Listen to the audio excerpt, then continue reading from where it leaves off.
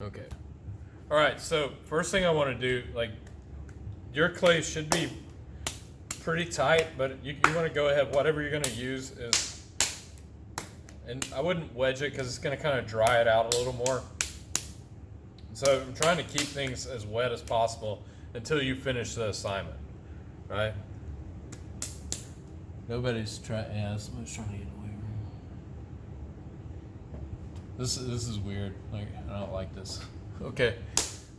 All right, so I'm gonna try to get as many air bubbles out as I can. Just smacking the clay, right? Get it in a shape. Now, you know, most of, like, some of you, it's been a while since you've done this, right?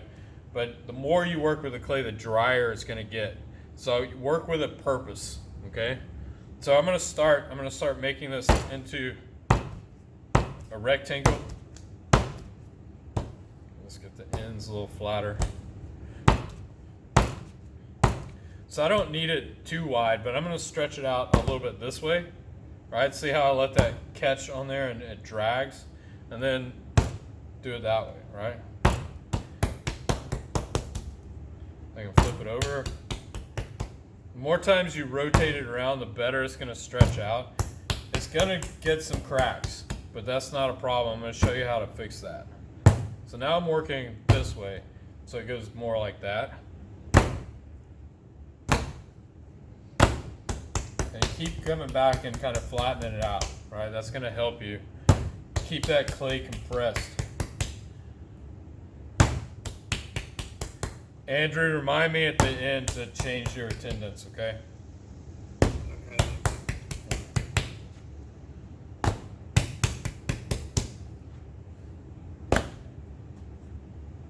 So, like I said, this will work on a concrete floor as long as that floor is clean. On a table, it needs to be a pretty sturdy table, right? You don't want to, especially like you said, you're working on a glass table. I don't know if I would go this route, right, on the glass table. It's probably not a good idea. But if you can find a good clean place with smooth concrete, not the rough kind, it'll be a lot better. So I'm trying to keep this as even as possible right now, and it's staying pretty even. It's still really thick, right? I don't know what you can see, but hopefully you'll be able to see it like this video, this camera version better. Rotate it around a little bit. And I'm not slamming it down, I'm just letting it drop and pull, right? I'm releasing this way towards me. You can see these cracks. Like, I'm gonna end up filling those in. Most of those are from just not wedging the clay, right?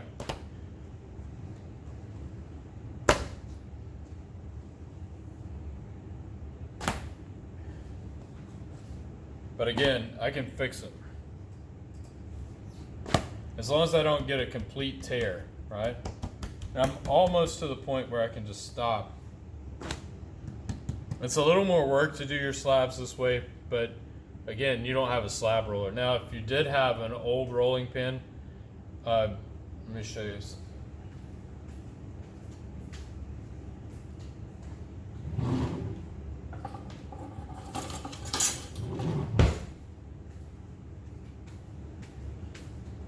If you had some paint stirrers, right, like these, like the good thick ones, right, like that's about as thick as you'd want a mug anyway. So you could put this, have two, if you had two of them, put them down and then use the rolling pin and it would stretch it out and make it really even, okay? Still gonna have the cracks though, because it's really, you know, it's just gonna do that. If you don't have it, just try to do it this way. Yeah, it just got a hole in it. But I'm gonna stop there. Now I'm gonna move this out of the way and get some newspaper. Because this concrete, this cement board dries this stuff out a lot more, I'm gonna put it on the paper so I can work on it. You can see that hole in it. But again, I'll fix it. Now, the tool I was telling you about the other day, the card, right? If you can find an old gift card or something, or some expired credit card, expired being the key word, right? You can do this. Now, also find a cheap sponge somewhere. And whatever bucket you're using, if it's a small bucket, a big bucket, all your tools would go to be cleaned out in that bucket. Don't do it in the sink. Any clay that goes down your sink is not going to be good. So I'm using a bigger bucket, but I could certainly get by with something like this, or even smaller, you know. But like when I'm finished with a tool, like I would want to take the tool, put it in there, wash it off, and then go dump the bucket after I'm finished working. Is that clear? Yes? Maybe? Still there? Yes, okay. That's clear. Okay. See, I like it when people are talking. Talk to me. What'd you guys do this weekend? Anything? Relax. Hopefully, I hope that you stayed off the computer. That's. Yes. I did. I very much did. Yeah, I did too. Like I can't stand like too much technology at some point.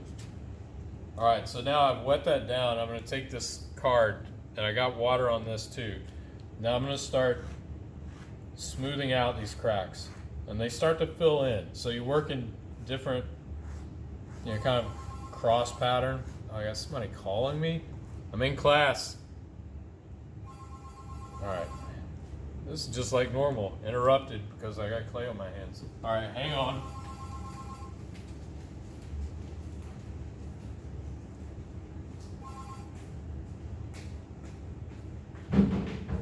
Hello?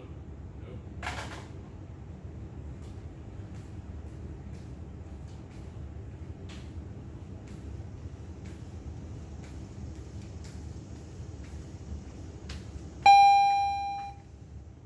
Mr. Dixon? Yes. Hey, I have a parent here to pick up some clay. Okay, it's outside of my room on the porch in front of my Got it. classroom. I'll send them. Thank you. Okay, you're welcome.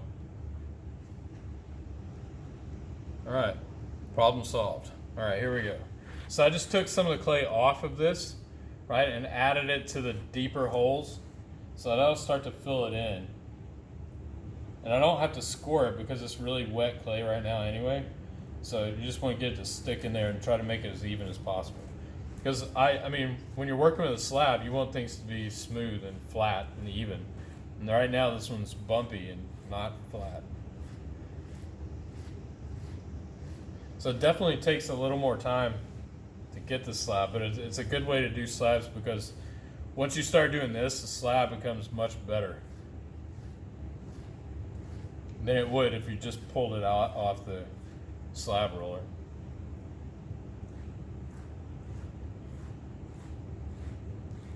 So yeah, you don't need that much clay on there. Like that's a lot of clay, right? So I can set this on the side of my bucket so I can use it and start to fill in places, but I don't need all of it right away. I'm just gonna push that in place because that was the bigger hole, and then start to smooth it out. Some of it comes off and then you just fix it again.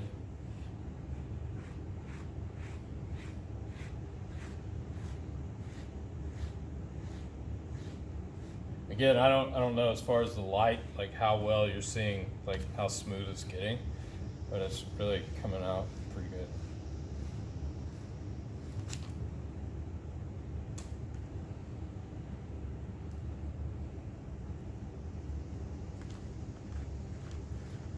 So, and for you guys, like just finding anything in your house that could be used as a tool, right? Anything that resembles something that you could use in clay. I mean, there are no rules as far as what you can and can't use with clay. I mean, the reason we call these ribs is because at one point it was actually a rib being used. So be creative, raid your recycling bins, trash cans, anything you can find that you think you can use, just keep it all together.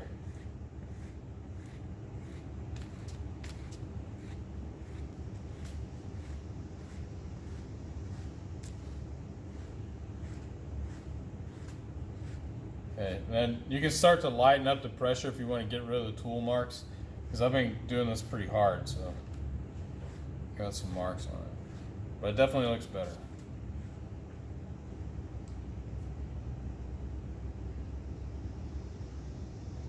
Now, what I want to do is grab a paper towel.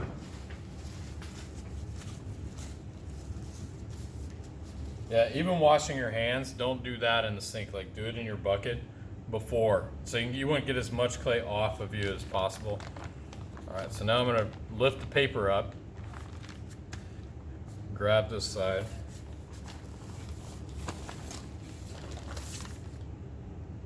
There we go. And now just repeat that process. I'll try to do this a little quicker. Yeah, you know what? Like, as a teacher, like, it's really bad when you like have all these Zoom meetings, and then at 3 o'clock you have a Zoom faculty meeting. That's always fun.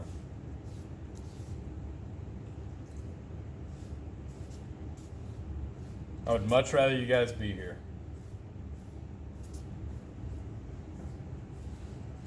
All right, so now back to the rib. Also, I mean, even like, I use this tool a lot.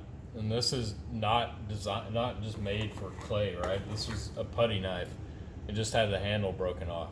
I've had this for probably 25 years. So I use this a lot, and it's stiff, right? It doesn't bend.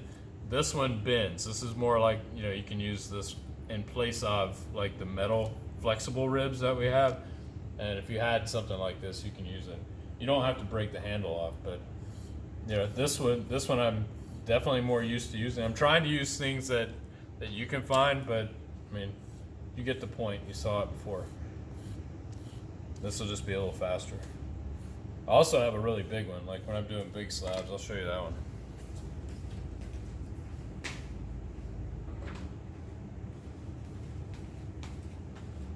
This one is like for sheetrock. Like when you're mudding and taping sheetrock, like you use that. It's a long metal blade that I could use to clean it off.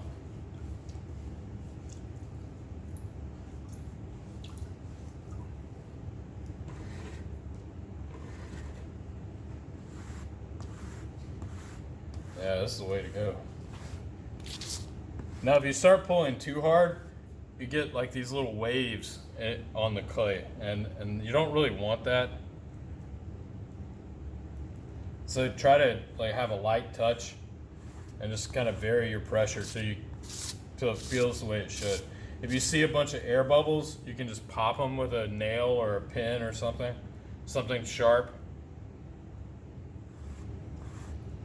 So just think about things that you could use around the house that you could do this with.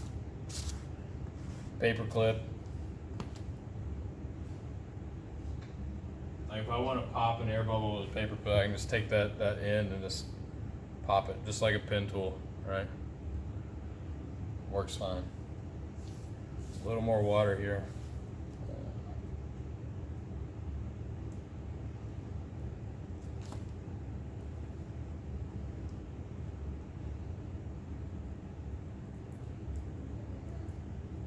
Yeah? Should I just take one of these clays? Oh yeah, just grab the bag off that right there. Yeah. Oh, hi. Nice to meet you.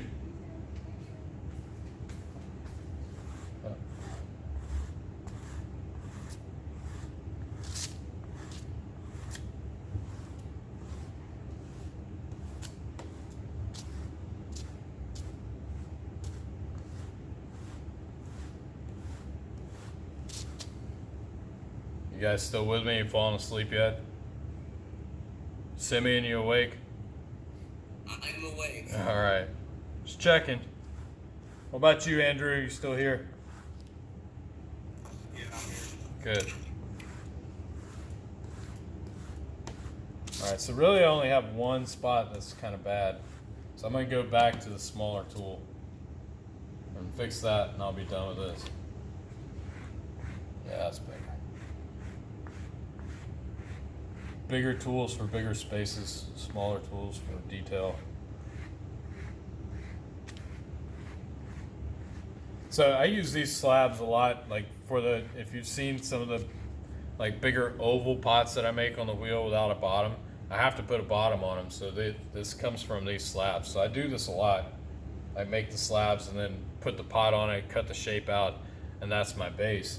but I always add like some kind of texture to it. So if you're making a mug, you know, you can go ahead, you can put the texture on the slab before you wrap it around anything, or before you make your mug. That is one option that you can do. I'm probably just going to do it just to show you, right? I don't really have an idea for a mug in mind, but I'm just going to do like several things that kind of gives you an idea of what you can do. So I'm just going to go ahead and make some long lines. They don't have to be straight because that's just kind of my style here. Just keep it loose. Now I'm going to go over that because I know the back side of the slab is going to be really smooth. So this one can have some texture, and this could be the outside. All right, so that creates a little texture. Let's see if I can get that a little closer to you. Sorry to make a mess. You guys see that texture? Maybe. I can't tell what I'm showing you. Yeah. Okay. All right, so now cutting. If you have a plastic knife will work. That's going to be a little thick, right? One of these cards still works pretty good. Like I can use this to cut if I want to. If I want to go, I'm going to try to get the longest rectangle that I can out of this. So I could go this way and get a pretty good one and not have to cut away that. I could use that for my base. So I can go ahead and cut this straight across. Now I might use this for the base, so I'm going to set it aside. Come down here and try to go parallel with my other line.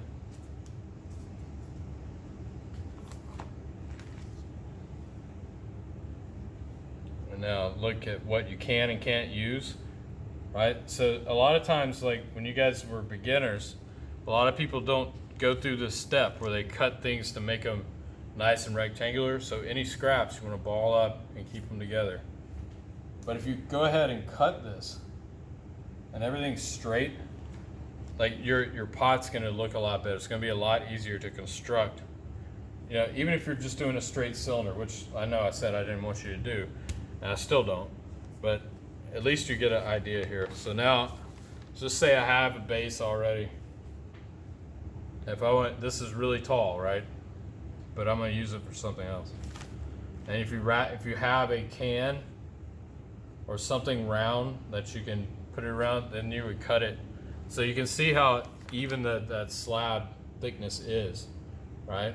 And it's pretty straight. Okay, without the form on the inside, it's going to be hard to make this really straight. So I'm not going to really worry about it. You know how to use a form. Anything that you have can be used, like anything round. If you have tin cans, whatever, you can wrap them together. One thing you need to remember, to remove the form, you need the bigger side. If it's tapered like this, the bigger side should be at the top so you can pull it out, right? If the bigger side's down here and you try to pull it out, it's going to get stuck, right? Okay. So I'm going to lay this back down.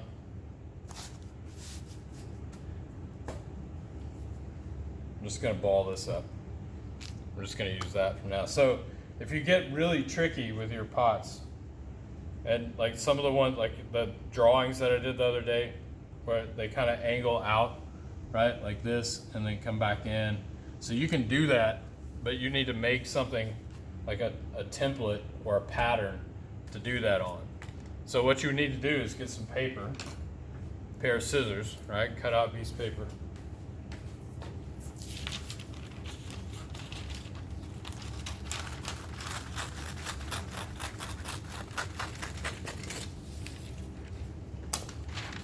Take the paper, fold it in half.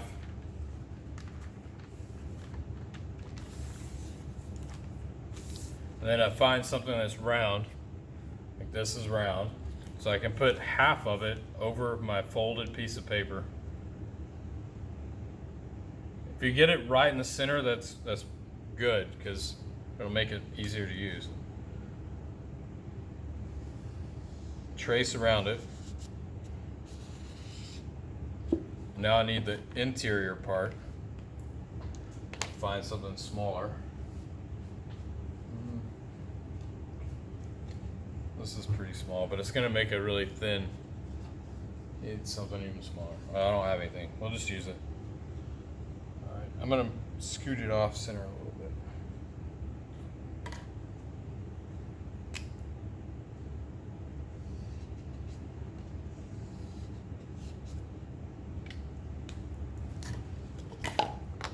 All right, so now I've got this, right? So now I want to cut that out.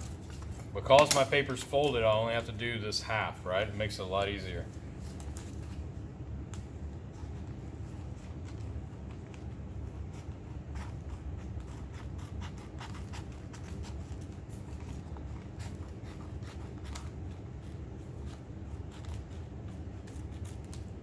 So you can really make like complicated shapes that can be used as a pattern, and you can use slabs to bend those slabs into that shape.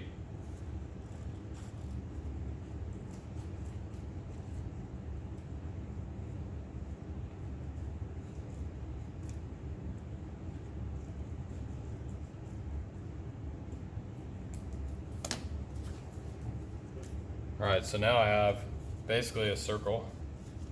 Just take that fold out of it. All right, like that. You get a nice donut. All right, so now I'm gonna cut this in one place. On the fold is a good place to do it. So now I wanna bend it. So what I'm trying to do is make like a cone shape, right?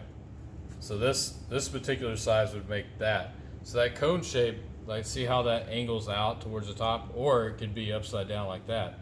You could make multiples of these and start to attach them to build a pot that goes like this, goes out at a sharper angle, comes in at a sharper angle, and goes back out again, right? You can do that as many times as you wanted to. In order to get this right, you want to measure it up a little bit, like tighten it up, and then cut it. So like right here, that makes a better angle. Like I can go a little tighter. Just try to keep it lined up as even as possible. Right? I like that better. So now I can just cut this on that same line, right? I'm using this part that was on the fold, right? And now I have a shape that looks kind of like this. Put this down. Is that visible, or do I need to back it up a little bit? Is that better? That's good. Okay. So now, again, I could use a paper clip or a pen or a nail, something with just a point, and just trace this on there. Also, if you have an X-Acto knife, you can use an X-Acto knife, but they're better for cutting like clay that's already started to dry out. But because they're so thin and sharp, like clay gets sticky and it sticks back together real fast. I'm not cutting, I'm just drawing right now.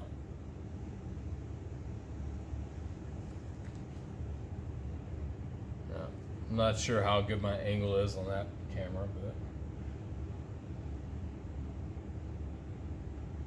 I'm gonna hate watching those. Yeah, I'm just gonna put them through YouTube and then attach them to the assignment. So whatever demos I do will be part of whatever assignment you have. So you can watch them over, or at least speed through it to find the part that you need a refresher on. So you can see how this already starts to get wet, right? So you can't use them too much, but you can use them a few times depending. This paper is super thin too. If you have thicker paper, it lasts longer, right? All right, so now I have that shape so I can cut it out. Again, I could use my card, I could use a pen, I could use, let's see how well this works. So I'm just gonna bend this paper clip around. So I have a part that I can hold, right? And that's kind of straight.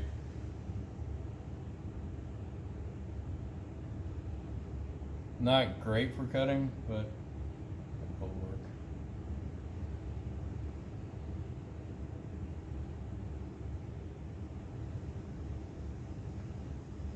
Yeah, you also remember that your mugs are going to need a base, so don't forget about that.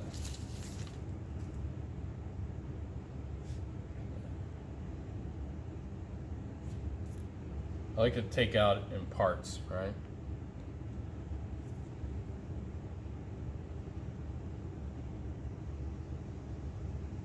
Yeah, if your paper clip's straight enough, it's actually not a bad way to go. So find some paper clips. Multi-purpose tools.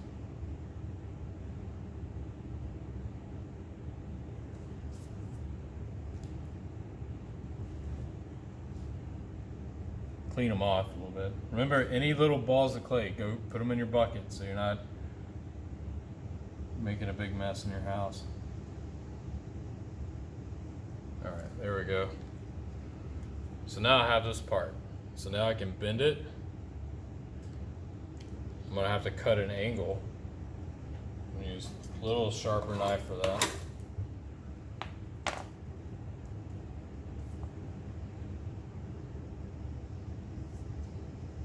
I want to cut the same angle on the opposite side so it fits in there pretty good. All right, and then you have, score, slip. Use a plastic fork. I have a regular fork. Don't use your good silverware. Score it.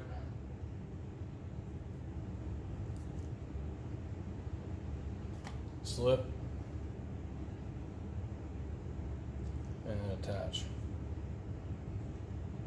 So this takes you away from just the straight cylinder, right? And then the same thing, like you want to kind of clean it up on the outside. Use your rib, right? So it's nice and clean. If this were the base of a pot, like if it's sitting on something like this, right? That angle gives you lift. And then if you had a small cylinder there and handle there, you'd have a cool looking little mug. If you had more of these, like you can make several at a time, you can use that same pattern on your slab. You can connect them together in different ways to create new forms. Okay, so getting some ideas out of what you want to do, that can lead to new ideas, right? So if this were like that, right? If you had one, two, you're gonna add another one on top. That would be an opening for a place to drink. Now, it may not be the most functional mug, but it would be a pretty cool looking mug. Any questions about that so far? All right, I'm not gonna worry about handles yet. I'll do like a handle demo in a couple of days, like once you start getting some parts made. Now, as far as keeping parts,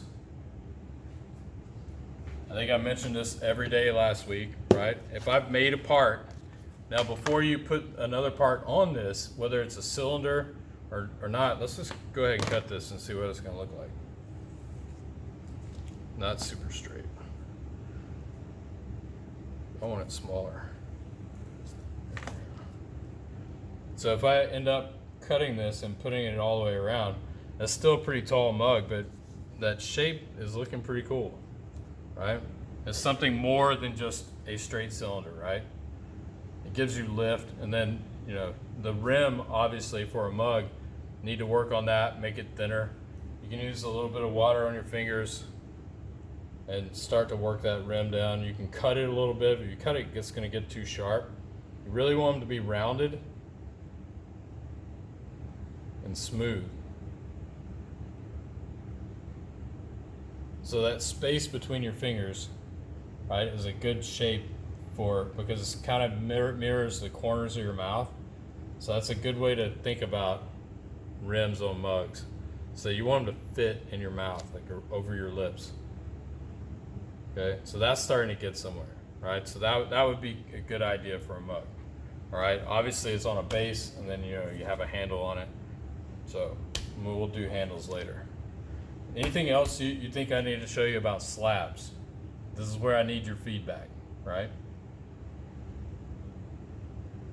Anybody?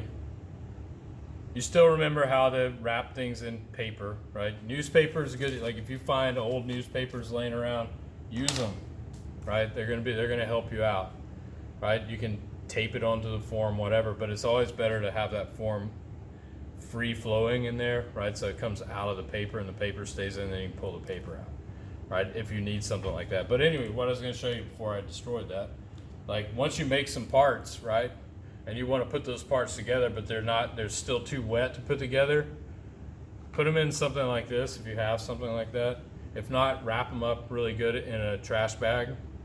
See, the trash bag, the trash bag that I gave you, keep your clay in that, but your parts, you just get your own trash bag, right? That's a good quality plastic for wrapping things up. It keeps things wet. I can put a damp sponge in this thing, right? It's not dripping wet. I can put that in there.